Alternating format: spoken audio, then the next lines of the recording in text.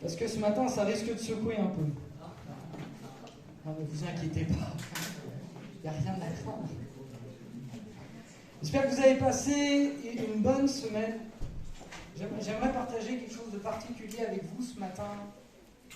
Parce qu'en réalité, c'est quelque chose qui nous concerne tous.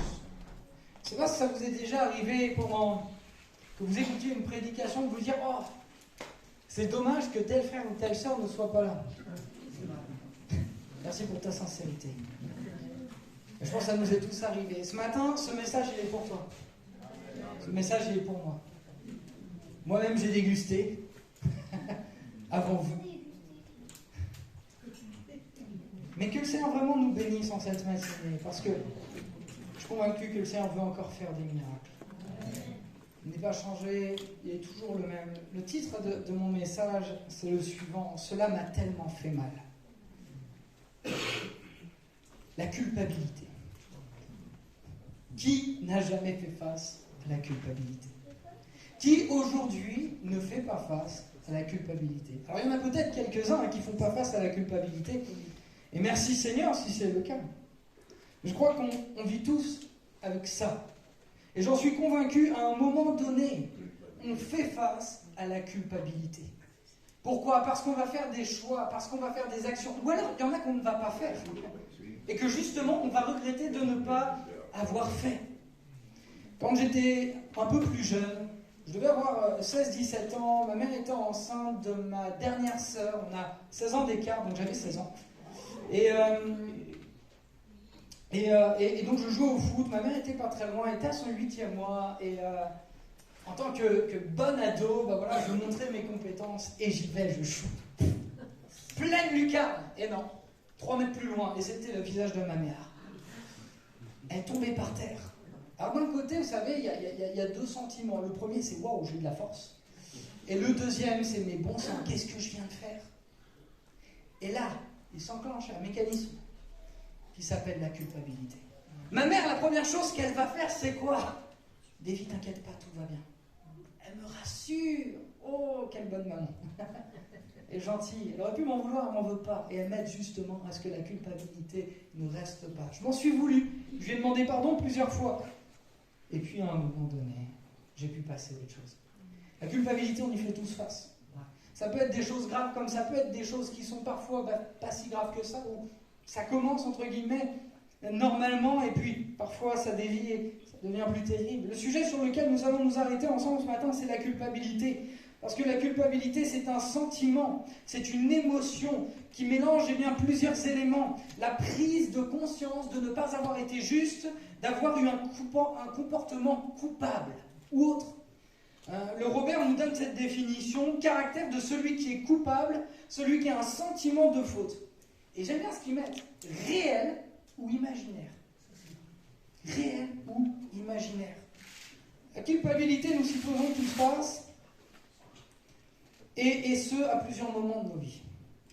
Il y a la bonne culpabilité, il y a la mauvaise culpabilité, il y a une culpabilité qui est saine, mais il y en a une autre qui est destructrice. Alors, avant d'aller dans le côté vraiment qui va m'intéresser le plus, à savoir la mauvaise culpabilité, on va s'arrêter ensemble sur la bonne culpabilité.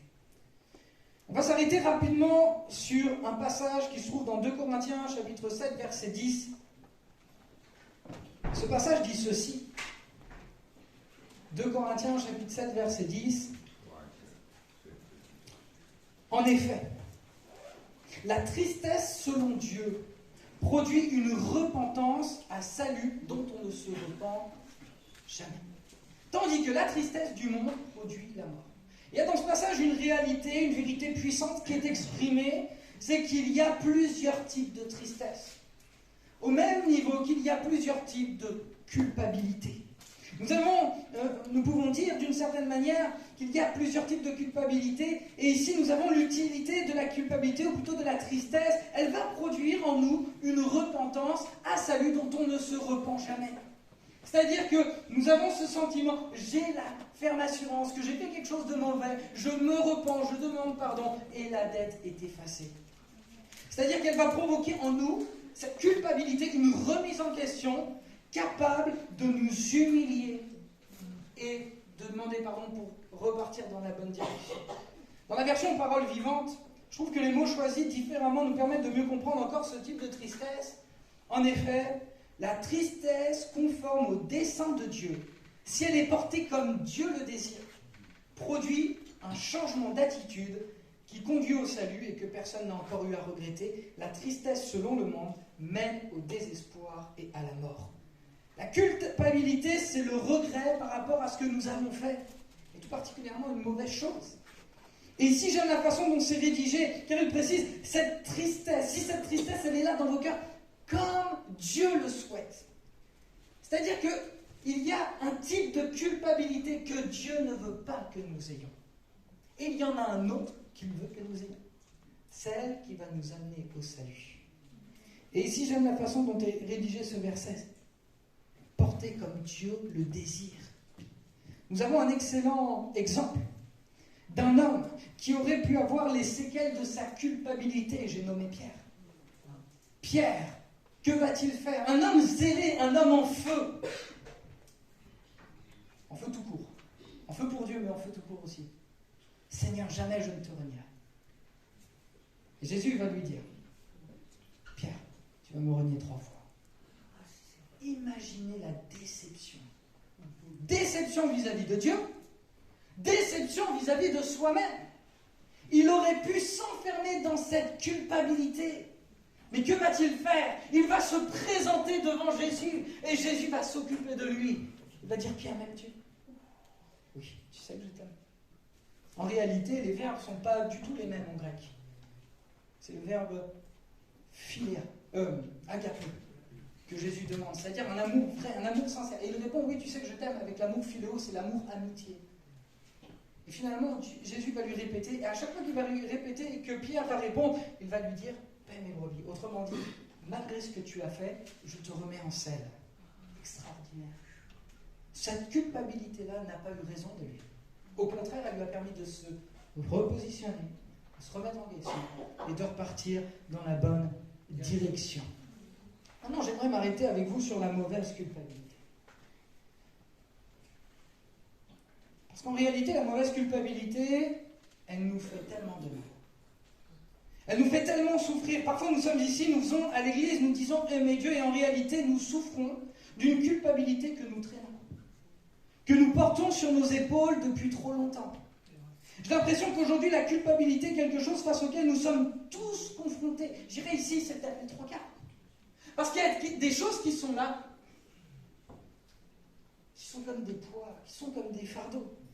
J'aimerais m'arrêter avec vous sur un personnage dans la Bible qui va être confronté à la culpabilité, et cette culpabilité va le détruire. Ce personnage, c'est Judas.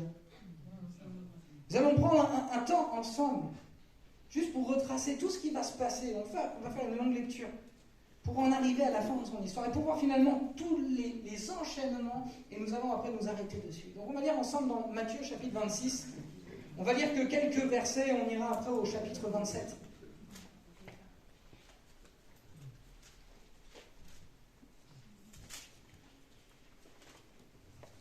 Une femme s'approcha de lui. Donc une femme va s'approcher de Jésus, tenant un flacon d'albâtre, rempli d'un parfum de myrrhe de grande valeur.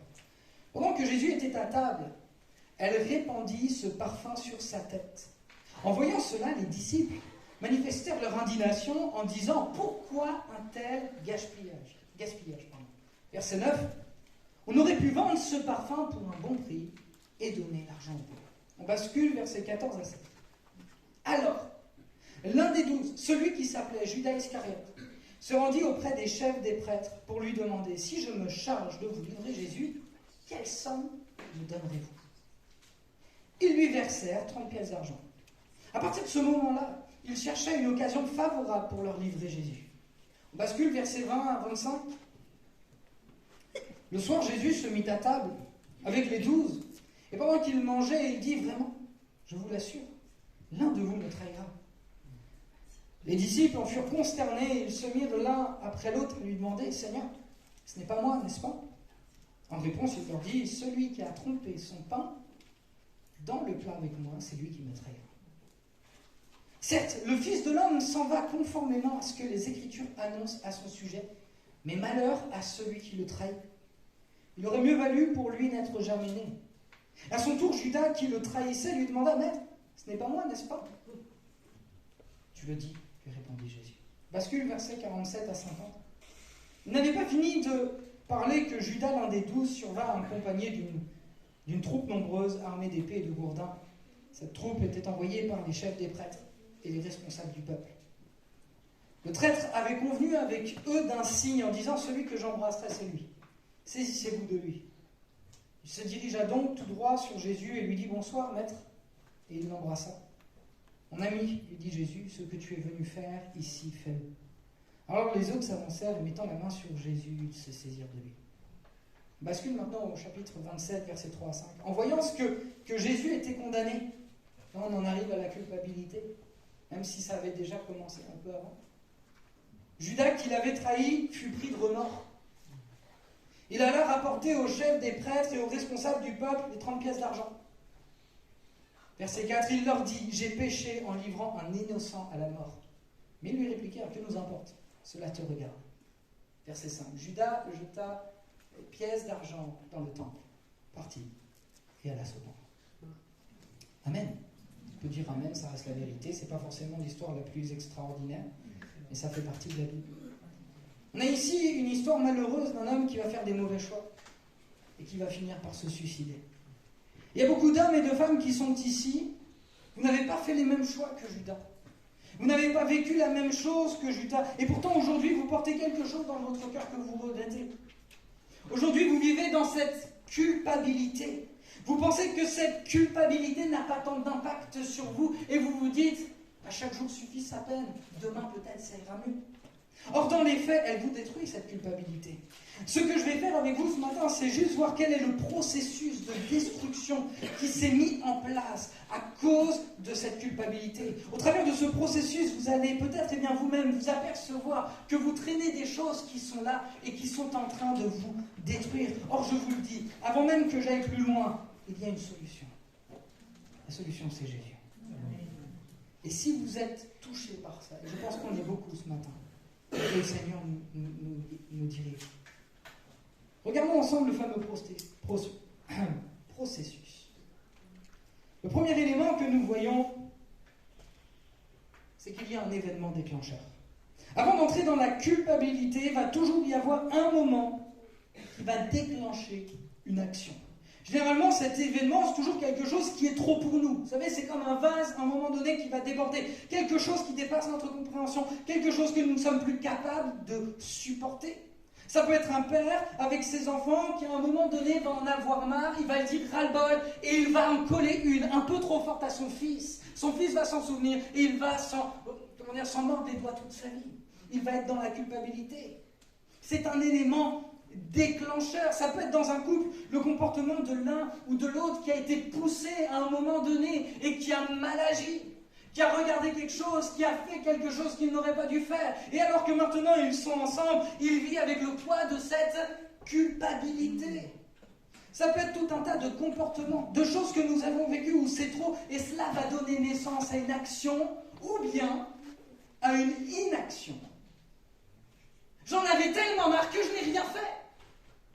Et parce que maintenant le temps est passé, que je me dis que j'aurais dû le faire, j'en souffre. Parce que j'aurais dû le faire. Et toute ma vie, je vais rester comme ça en me disant, et si j'avais pu peut-être changer les choses? Ici, dans notre histoire avec Judas, l'événement déclencheur, ce n'est pas forcément la fatigue, ce n'est pas forcément la lassitude, non, ici, le problème c'est l'argent. Dans la Bible, nous savons déjà que Judas va voler dans la bourse. Mais pour lui, cet événement, une femme avec un vase, mais qui coûtait tellement cher, qui le répand sur le pied de Jésus, il se dit, c'en est trop, j'en ai marre, je ne sais plus quoi faire, je ne comprends pas Jésus, je ne comprends pas pourquoi il fait ça, il y a des pauvres partout, on aurait pu vendre ce vase, on aurait pu le donner aux autres. Et ça va provoquer une action, un événement déclencheur. À partir de ce moment-là, en ce qui concerne Judas, tout va aller très vite. Sa décision est prise et il est animé de colère, de rancœur. C'est un homme qui est, entre guillemets, là sur le coup, motivé par ses pulsions, par ses incompréhensions. Et il va mettre tout en place. Et ça, on l'a vu progressivement pour que Jésus soit livré. Il prend rendez-vous avec les religieux, il leur explique comment livrer Jésus. Ce problème qu'il a de l'argent, eh bien d'une certaine manière va être résolu parce qu'il va demander « Que me donnerez-vous pour lui ?» 30 pièces d'argent. Et il part avec. Il y a toujours un élément déclencheur. Mais parfois je me dis que nos actions, seulement pour 30 centimes, pour 30 pièces d'argent, 30 pièces d'argent sont 30 jours de travail. Je dis mais c'est dommage, parce qu'on va faire des choses qu'on va regretter toute notre vie. On va faire des choses ou peut-être qu'on ne va pas les faire et on va les regretter toute notre vie. Le but ce matin, c'est justement de ne pas vous culpabiliser, mais plutôt de comprendre ce qui se passe une fois que l'action a été faite, une fois que vous vivez dans cette culpabilité. Donc on continue, Judas a livré Jésus, il a récupéré ses 30 pièces d'argent, il est allé au jardin de Gethsémane, il a embrassé Jésus, et Jésus va commencer à être jugé. Il part même de le tuer, et là Judas commence, on l'a lu ensemble, à regretter. Il ne pense pas qu'ils allaient le tuer. Il essaie de rattraper les choses. Et c'est souvent ce qu'on fait quand il y a quelque chose qu'on aurait dû faire. Ou peut-être qu'on n'a pas fait, qu'est-ce qu'on va faire? On va essayer de tout faire pour pouvoir rattraper ce qu'on n'a pas fait ou ce qu'on aurait dû faire. Et Judas, ce qu'il fait, non, ça va trop loin, reprenez votre argent. Mais c'est pas possible. Jésus a été jugé. Et pour Judas, c'est irrattrapable. Et pour chacun d'entre nous, soyons honnêtes, c'est irrattrapable. Il y a des choses qu'on a fait, il y a des choses pour lesquelles aujourd'hui on culpabilise, mais elles sont irrattrapables. On ne pourra pas revenir dessus. Nous rentrons, entre guillemets, dans un processus de culpabilité qui va tellement nous faire souffrir. Ensuite, une fois que l'événement est déclenché, le problème se situe dans nos pensées, les regrets. Qu'est-ce que j'aurais pu faire? Qu'est-ce que je vais pouvoir faire maintenant? Et là, il y a un vrai problème. On va cogiter, on ne va penser qu'à ça. Vous n'êtes jamais arrivé ça? Vous avez fait quelque chose et vous vous dites, purée, j'aurais pu faire autrement. Et vous allez faire que de penser à ça. Le problème maintenant de ce problème de culpabilité, c'est que les pensées que nous allons nourrir vont produire des actions contre nous-mêmes. Je répète, tu ne peux pas rattraper les choses. Donc les pensées que tu vas nourrir vont produire des actions contre toi-même. Et c'est le cas de tellement de personnes qui ont fait des choses dans leur vie, qui le regrettent sincèrement. Ces personnes aimeraient pouvoir changer les choses, mais ils ne peuvent pas. Ils vont se nourrir encore et encore de mauvaises pensées. Et c'est certainement ce qui s'est passé avec Judas. Entre le moment où il va jeter ses pièces, comme pour dire qu'il n'est pas d'accord avec ce qu'ils font, mais en étant conscient qu'à cause de lui, c'est terminé. Avant qu'il n'arrive, entre guillemets, au suicide, il va y avoir tout un temps de réflexion. Il va y avoir tout un temps où il aurait pu penser autrement. Le troisième élément que j'ai noté, c'est que la culpabilité devient autodestructrice. Le problème de ces pensées qui sont liées à la culpabilité vont produire dans nos vies une action destructrice. C'est-à-dire que nous qui avons mal agi, nous allons basculer psychologiquement d'agresseur en agressé. Pas toujours, mais les 3 quarts du temps, c'est le cas. On se positionne en tant que victime. Et nous allons justifier tout le mal que nous vivons à cause des actions que nous avons faites. Aujourd'hui, il m'arrive ça parce que j'ai fait ça. En fait, c'est juste le fruit de ta culpabilité. Et comme tu n'arrives pas à avancer, tu vas justifier tout ce qui t'arrive en te disant « mais en fait, c'est normal que ça m'arrive. Parce que j'ai fait ça. Parce que je le mérite. Je justifie le mal que je vis aujourd'hui à cause de ce que j'ai vécu, à cause de ce que j'ai fait. » On va se saboter. On va refuser de recevoir le bien. Oui, nous allons avoir des difficultés à accepter le pardon. C'est un processus face auquel nous avons déjà tous été confrontés et face auquel peut-être vous êtes confrontés. Et combien de chrétiens aujourd'hui, parce qu'ils sont conscients des erreurs qu'ils ont faites dans leur jeunesse, ou en tant que chrétiens, de se dire « je ne suis pas à la hauteur », vivent dans une culpabilité et se disent « mais c'est normal que je vive tout le mal que je vis aujourd'hui ». Et même parfois on va dire « mais tu as raison Seigneur de me punir parce qu'après tout, je ne le mérite pas ». On rentre dans un processus d'autodestruction et d'autopunition. Et le pire dans cette situation, c'est que progressivement, à cause de cette culpabilité, on va perdre notre joie. On va voir les choses différentes. En psychologie, comprenez bien, je ne veux pas faire de psychologie, mais on parle de filtre. De filtre au niveau de notre vue. Quand on est rempli d'une culpabilité, on ne verra plus les choses autour de nous de la même manière. Dans l'étude que j'ai faite, le terme, c'était atrophie de la joie, qui inclut la perte de spontanéité, l'hypercontrôle, la peur constante de mal faire et une fatigue morale. fatigue psychologique élevée qui pousse à avoir des symptômes dépressifs. C'est quelque chose à prendre très au sérieux, la culpabilité. Quatrième élément que j'ai noté, c'est qu'elle va créer l'isolement. Une fois que Judas va livrer Jésus, il s'isole. Il va se sentir indigne de revenir auprès des disciples. Et c'est là que la honte entre en scène quand nous sommes dans la culpabilité. Parce qu'on a honte de ce qu'on a fait, on s'isole. Pourquoi ? Parce qu'on se sent jugé. Alors qu'en réalité, peut-être que personne ne te juge. Mais ça, c'est parce que toi, en fait, tu n'arrives pas à passer par-dessus. Tous autant que nous sommes ici ce matin, vous êtes peut-être passés à cause de la culpabilité, à cause d'une chose que vous avez faite par des temps d'isolement. Vous êtes isolés physiquement, mais des autres, eh bien, se sont isolés psychologiquement. C'est-à-dire qu'ils ont mis en place des espèces de barrières pour se protéger. C'est-à-dire que c'est un frère qui vient à l'église, qui va te dire bonjour, avec qui tu n'iras jamais plus loin. Pourquoi ? Parce qu'il n'est pas capable de te donner sa confiance. Il a tellement peur. Il s'en veut tellement pour ce qu'il a fait. Autant que nous sommes ici, bien qu'en réalité, nous ne souhaitons pas forcément nous isoler. Nous pouvons nous isoler malgré tout. C'est-à-dire que nous avons construit des forteresses tellement grandes que vous allez vous protéger vous-même, de sorte de n'avoir ni des conversations profondes, ni des relations de qualité, ni même des amitiés. Parce que vous avez peur de souffrir. Parce que vous n'avez pas guéri de ce que vous avez vécu. Parce que vous portez toujours ce poids et ce fardeau d'une action que vous regrettez. Et pour terminer, il est surprenant ce point, la culpabilité nous amène à être instrumentalisés. Étant donné que vous êtes dans la souffrance et que vous avez ce sentiment de ne valoir rien, certaines personnes mal intentionnées vont se servir de votre vulnérabilité pour vous instrumentaliser. Cela signifie, quand vous vivez dans la culpabilité, vous devenez tellement fragile émotionnellement, psychologiquement, parfois même physiquement, que certaines personnes mal intentionnées vont pouvoir tirer des choses de vous. Il y a des choses que j'ai envie de dire, mais je ne le dirai pas. Vous savez, j'ai vu des leaders, même parmi les pasteurs, des personnes qui sont en responsabilité, qui voyaient la culpabilité des chrétiens et qui s'en sont servis, qui puissent servir jusqu'à se détruire. Il y en a eu tellement. La culpabilité, c'est quelque chose à prendre très au sérieux. Si vous vivez avec la culpabilité, frères et sœurs, il faut que ça cesse. Parce que si on est instrumentalisé, là on parle d'hommes, mais au bout d'un moment, ça va être le diable. Vous en voulez, c'est comme une porte ouverte. Croyez que les pensées de suicide, elles viennent comme ça ? Croyez que c'est naturel dans la pensée de l'homme de penser à mettre fin à ses jours ? Moi, je vais les qualifier de cette manière-là. Pour moi, ce sont des esprits de mort. Quand on en arrive à une grosse période de culpabilité, on devient tellement fragile que le diable va s'en servir pour nous manipuler et pour nous détruire. C'est comme un levier, une porte ouverte que vous laissez. Il va produire en vous des pensées de mort.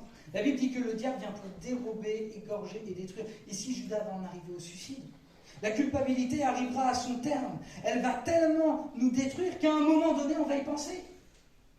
Tout ce processus que nous venons de voir est le même pour tout le monde. Mais si aujourd'hui vous reconnaissez que vous traînez des choses dans votre vie à cause d'actions que vous avez faites qui vous font souffrir, il est temps de réagir. Sinon ça va vous détruire. Vous ne pouvez pas permettre que ces choses continuent dans votre vie. Si ce n'est pas le suicide, ce sera une autre forme de mort. Une mort morale, une mort spirituelle, une mort peut-être de relations et de contacts sociaux. Alors oui, merci Seigneur, certainement que tu seras sauvé parce que Jésus-Christ t'aime. Mais bon sang, quelle sera la qualité de ta vie ? La Bible dit que oui, le diable est venu pour dérober, égorger, détruire, mais Jésus va dire que moi je suis venu pour que mes brebis aient la vie et qu'elles soient dans l'abondance. Quelle est l'abondance ? Ce que je veux dire tout simplement, c'est que la culpabilité au bout d'un moment devient une arme du diable contre vous-même. Il faut que nous soyons conscients de cela, car si nous ne le sommes pas et restons dans l'ignorance, alors nous nous ferons manipuler.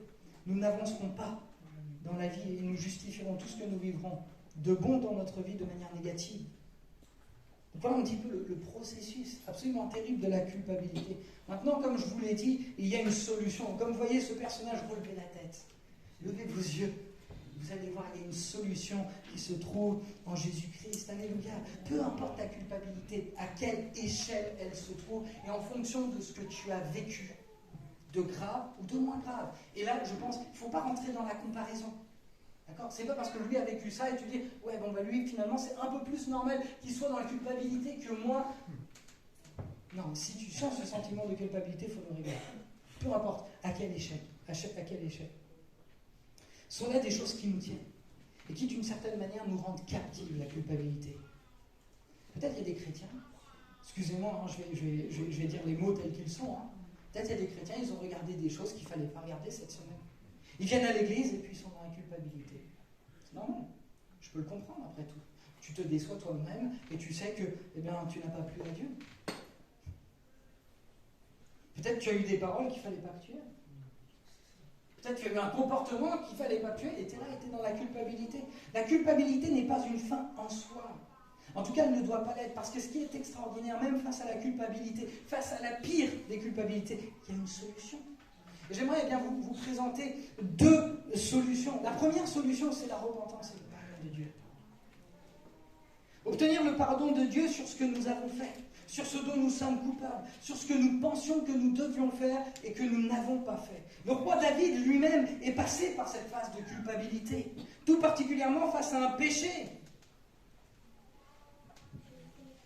Il est allé coucher avec une femme, et puis un enfant est mort aussi à cause de lui. Et vous connaissez ce passage dans le psaume 32, hein. Tant que je me taisais, tant que je taisais ma faute, mes membres dépérissaient. La culpabilité, c'est ça. C'est un processus d'autodestruction qui va te pourrir de l'intérieur. Et qui va vraiment te faire du mal. Mais qu'est-ce qu'il va dire ? Je t'ai confessé ma faute. Je n'ai plus caché mes torts. J'ai dit, j'avouerai à Dieu les péchés que j'ai commis. Alors, tu as effacé la peine de mon péché. La repentance, le pardon de Dieu, c'est la clé, la solution. En tout cas, c'est la première pour pouvoir sortir de ce processus de culpabilité. Ici, contrairement à Judas, il n'est pas resté dans le silence. Il a osé élever sa voix. Il a demandé, Seigneur, pardonne-moi. Avouer son péché, la repentance, demander pardon, demande du courage. Parce qu'on reconnaît ses torts, on reconnaît nos fautes. Mais je pense que bien des fois, soyons honnêtes, c'est pas facile de le faire. Et alors qu'il le fait, c'est extraordinaire, tu as effacé la peine de mon péché. C'est-à-dire qu'il a la conviction, il a la certitude, il le sait, là, c'est au fond de lui. Ça y est, j'ai été pardonné. Extraordinaire. C'est la première et la plus grande solution face à la culpabilité. C'est le pardon de Dieu qui va engendrer tout un tas de conséquences positives dans notre vie. Premièrement, une relation avec lui qui est restaurée, qui est rétablie, mais aussi un sentiment dans notre cœur de joie et de paix profonde. Alléluia, ça c'est extraordinaire. Si vous souffrez de cela, cherchez et obtenez-le véritablement. Nous, des fois, on est là et on dit, Seigneur, pardonne-moi. Okay. Est-ce que tu le sens dans ton cœur que Christ a lavé de tes péchés ? Est-ce que tu le sens dans ton cœur que ça y est, pour lui, c'est réglé ? Parfois, persévérer. Restez dans la présence de Dieu. Jusqu'à ce que vous sentiez, ça y est, c'est bon, c'est réglé, ça y est, je sais, c'est fini. Un autre élément, mais qui va toujours dans ce principe du pardon, c'est demander pardon à celui qui a été offensé. Là, ça demande du courage, mais ça sera libérateur. La culpabilité, c'est garder pour soi ce que j'ai fait contre l'autre. Et d'une certaine manière, ça m'évite d'assumer mes actes. Oui, mais en attendant, tu souffres. Donc si tu veux te libérer de la culpabilité, que tu as fait du mal à quelqu'un, va lui demander pardon. Ça va te libérer. Le pardon est libérateur. Même si cette personne ne te pardonne pas, ça ne t'appartient pas. Ce qui est fait est fait. On ne pourra pas revenir dans le passé. Demande-lui pardon. Et ça va te libérer. Le deuxième élément est certainement le plus complexe à mettre en pratique. Car le pardon de Dieu, qu'on le veuille ou non, nous l'obtenons toujours en Jésus-Christ à la croix de Golgotha. Le plus dur face à la culpabilité, c'est de se pardonner à soi-même. Je pense à un père qui, dans sa jeunesse, a privilégié sa carrière à ses enfants et qui aujourd'hui s'en veut de ne pas avoir été là pour eux. Je pense à un mari ou à une femme qui a pu tromper son mari ou sa femme d'une manière ou d'une autre, qui aujourd'hui s'en veut. Je pense à une jeune femme qui malheureusement a dû avorter, qui aujourd'hui vit dans la culpabilité jour après jour, ce qu'elle a fait. Je peux penser à un parent qui a vu son fils ou sa fille sauter la vie et qui se dit sans cesse, mais si j'avais fait cela, peut-être les choses auraient changé. Il y a tellement de situations qui pourraient être citées tellement, mais tellement. Et je prie pour que le Seigneur, pendant que je vous parle, eh bien peut-être puisse vous montrer précisément ce qui est là sur votre cœur comme un véritable fardeau. C'est difficile de se pardonner, parce qu'on se rend compte qu'on s'est déçu et qu'on n'aurait pas dû faire ce qu'on a fait, ou qu'on aurait dû faire ce qu'on n'a pas fait. Une chose terrible sur cette terre, c'est qu'on ne peut pas revenir dans le passé. Et peut-être la première des choses qu'il faut faire, c'est accepter ce qui s'est passé. C'est fait. Je ne peux pas revenir dessus. J'accepte. Et une fois que vous l'avez accepté, il faut enclencher ce processus de pardon en vous. Je ne vais pas vous le cacher, pour l'avoir moi-même vécu, et pour m'être reproché des choses pendant des années, des choses que j'avais faites. J'ai trouvé la délivrance face à la culpabilité que dans la présence de Dieu. Ou à un moment donné, j'ai réussi à accepter ce que j'ai fait. J'ai réussi à aller de l'avant et de me pardonner ce que j'ai fait. Comment pouvons-nous aimer les autres si nous ne nous aimons pas nous-mêmes? Vous savez, il y a un passage qui dit, vous connaissez les deux plus grands commandements. Tu aimeras le Seigneur ton Dieu de tout ton cœur, ta force, et tu aimeras ton prochain comme toi-même. Si tu vis dans la culpabilité, tu ne pourras pas l'aimer comme toi-même parce que tu ne t'aimes pas. Tu as besoin d'accepter ce que tu as fait. Tu as besoin de te pardonner ce que tu as fait. Avec Dieu, bien que l'on ait fait des erreurs, il n'y a pas de jugement, il n'y a pas de condamnation. Dans la Bible, il y a ce qu'on appelle un sacrifice de culpabilité. Mais si la culpabilité est sacrifiée, il n'y a plus de culpabilité. C'est à demander pardon. Tu acceptes ce que tu as vécu. Il faut que tu commences à te pardonner ce que tu as vécu. Tu ne pourras pas vivre comme ça sinon. Tu vas souffrir toute ta vie. Et tu vas porter un fardeau que Dieu ne te demande pas de porter.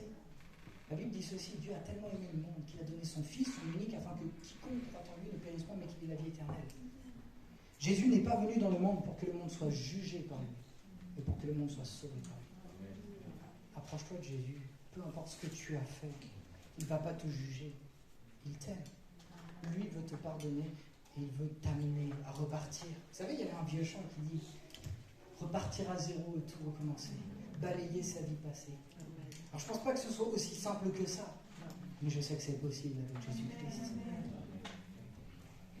Il y a de cela quelques années, j'avais suivi une jeune femme qui justement avait avorté. Elle avait 19 ans. J'étais encore j'étais encore assez jeune, je suis toujours assez jeune, mais j'étais encore plus jeune que dans le ministère. Et alors qu'elle me dit, voilà, j'ai fait ceci, je m'en vais, etc. Le rendez-vous s'est passé dans le cœur. C'était extrêmement compliqué. Moi, je lui ai dit, écoute, on ne peut pas revenir dans le passé, on ne peut pas changer les choses. Et je dis, par contre, ce que je sais, c'est que tu peux obtenir le pardon de Dieu et vraiment le sentir dans ta poitrine.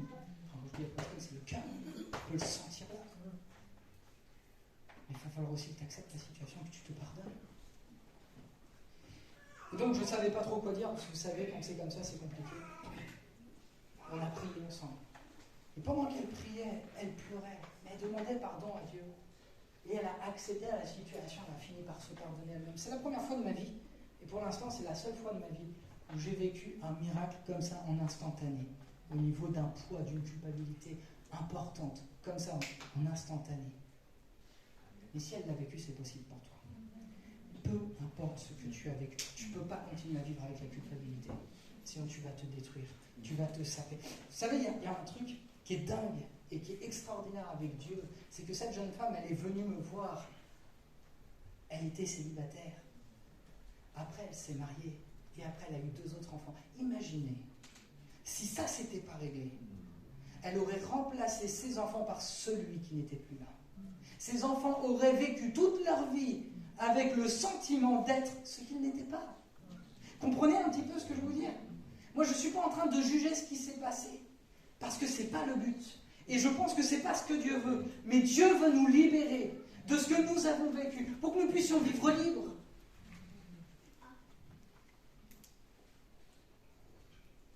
Nous avons besoin, frères et sœurs, d'être libérés de la culpabilité.